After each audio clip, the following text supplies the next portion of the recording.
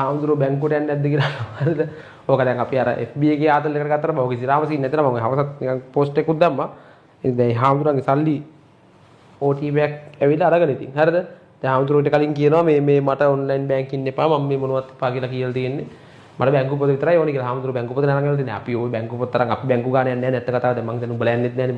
බැංකුවේ රුපියල් 500ක් තිබ්බත් පොතක් කරන් යන්නේ නැහැ. දැන් ඇප් එකෙන් කරන්න හදන්නේ ඕනේ දැක්නේ. ඒතර අපිට ඒවා ගොම්පාඩනේ.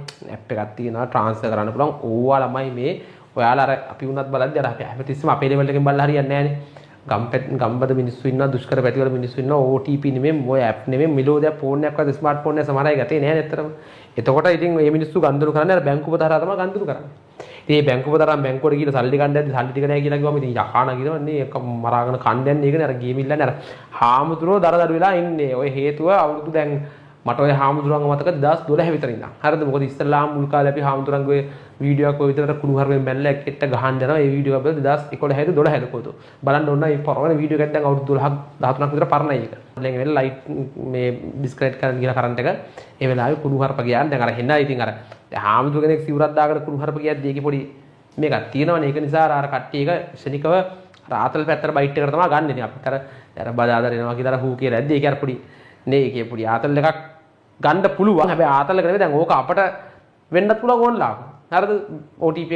OTP එක කියන එක ළමයි දැන් ළඟ ඉන්න එකා වුණත් මොකක් හරි මැච් එකක් ගහලා පන්සලින් ඇවිත් එක්ක හරි මොකෙක් හරි පොරක් කෙලින්ම හාමුදුරනේ ෆෝන් එකට OTP එක ගෙනගෙන සල්ලි ගත්තා. එහෙම කරන්න පුළුවන් නේ. හැබැයි එහෙම කරන්න පුළුවන් වෙන්න දැන් කවුරු හරි කෙනෙක් කියනවා නම් මට ඔන්ලයින් බැංකින් එපා මම ඔන්ලයින් ඒවට කැමති නැහැ මගේ සල්ලි කැපෙන්න බෑ ඔන්ලයින් කියලා කිව්වහම ඒකට බැංකු පද්ධතියේ සත්තු වගකීමක් තමයි ඒ සල්ලි account වල තියෙන සල්ලි ඔන්ලයින් එකට merge වෙන්නේ නැතුව තියාගන්න එක.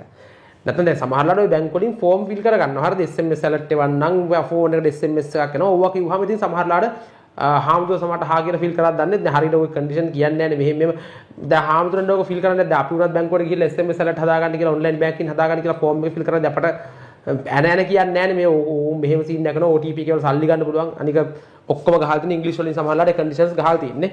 ඒතකොට ඉතින් ඕක අස්සම් කරලා එනවා. ඒකට අර සාධාරණයක් තියෙන්න බෑ මොකක් හරි දෙයක් නේ. දැන් ලක්ෂ 2කමාරක් සල්ලි නැති වුණා කියලා කියනවා. ඒක ලොකු මුදලක් නේ ආමුතුරන්ට. මේ පන්සලේ මොකක් හරි දෙයක් කරගන්නට තිබ්බේවා. ඒ ඉස්සර ඉඳන් ඔය කොටි LTT කාලේ ඉඳන් අපි ඔය වීඩියෝ එකක් මම කිව්වා අවුරුදු 12කට 13කට කලින් දැක්ක කිව්වට ඊට අවුරුදු 20කට 25කට කලින් ඉඳන් තමයි ඔය කොටි ගහන කාලේ ඉඳන් මේ ආමුතුරෝ මේ පැත්තේ ඉන්නවා. හරිද? ඔය මේ මඩකලපුවේ පන්සලේ ඉන්නවා. මං හිතන්නේ මඩකලපුවේ පන්සලටම තියෙන මේ මඩකලපුවටම තියෙන එක පන්සලයි තියෙන මංගලාරාම විතරයි තියෙන්නේ. හරිද? සිංගල මිනිස්සු අඩුයි මේ පැත්තේ. ඔයිට කලින් හිටියා දිමුලාගල හාමුදුරුවෝ කියලා 90 ගණන් වල එහෙම මං හිතන්නේ 92 හරි 91 හරි උදේ අර මේ එළියට යද්දි LTT එකෙන් ඇවිල්ලා වෙඩි තියනවා. වෙඩි වදින්නේ නැහැ. ඔය හාමුදුරුවන්ට වෙඩි වදින්නේ නැහැ කියලා කතාවක් ඒ කාලේ තිබ්බ සුරයක් හැම දාගෙන ඉන්නේ කියලා. කොහොම හරි වෙඩි වැදිලා තිබ්බ නැහැ. වෙඩි තියලා තිබ්බ ටිකටම. වෙඩි වැදිලා තිබ්බ නැහැ. අවසානට හාමුදුරුවන්ගේ ඔළුවට පොරවකින් ගාලා තිබ්බා. හරිද? පොරවකින් කොටලා තමයි හාමුදුරුවෝ අපවත් කරලා තිබ්බේ. මේ කෙටේරියකින්ද කොහොද?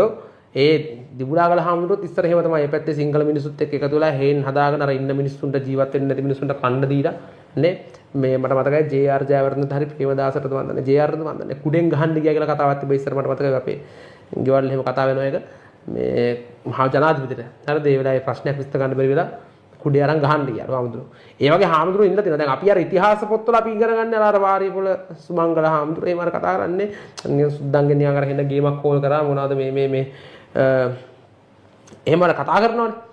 ඒවා අර මේ හාමුදුරුවෝ කියලා හැම දෙයකදීම සංවර වෙන්නත් බෑ ඉතින්නේ ඒක.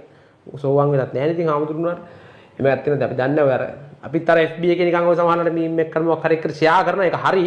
ඒක සාමාන්‍ය සෝෂල් මීඩියා වල ප්ලැට්ෆෝම් වල වෙන දෙයක්. නමුත් යථාර්ථය ගත්තොත් යථාර්ථය ඊට වඩා ටිකක් අවුල් තැනක අප්සෙට් තැනක තියෙන. ඉතින් සල්ලි බැංකුවට ගිහින් දැම්මම ඔන්ලයින් එකට ඕනේ නැහැ කිව්වම මේ ඒක අවුලක් තියෙන. එතන ඔය පන්සල කට්ටිය කියන්නේ මඩකලපු ඉඳන් පට්ටම කට්ටක් කන්නේ පැත්තේ. හරිද?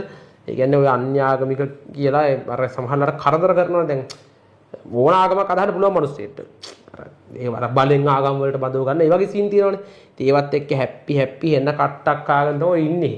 මේක ඉතින් මට නම් හොඳම ෂුවර් මට නම් මහාන වෙන්න කියලා කිව්වොත් මාව දැන් මහාන කරොත් මට එහෙම කැපකිරීමක් කරන්න බෑ ළමයි. හරිද? මම නම් අනිවාර්යෙන් පැය දෙකක්වත් ඉන්න බැරි වෙයි. හරිද? එimhe අපිට මේ කැපකිරීම කරන්න බැරි. ඔය ඇත්තම ඔය